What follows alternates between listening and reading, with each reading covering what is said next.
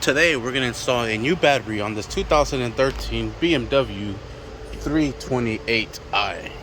Alright, first thing we're going to do is going to go ahead and pick up the battery and put it right into the battery tray. Alright, once you have the battery in there, you want to go at an angle and then turn it. Go ahead and remove the positive and negative terminal covers. We're going to go ahead and put in the positive terminal first. And we'll go ahead and secure that down with a 10mm socket. Go ahead and secure this down. And we'll go ahead and put in the negative terminal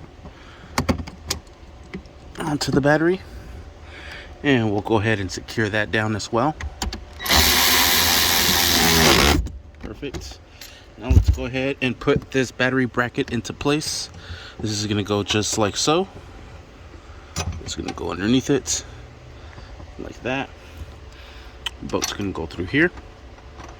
And the second one right up there. These will also be 10mm, so we'll go ahead and secure that down. And this one as well. And there we have it. Now we're going to go ahead and put the cover back on to hide the battery, just like so. There's a little latch here.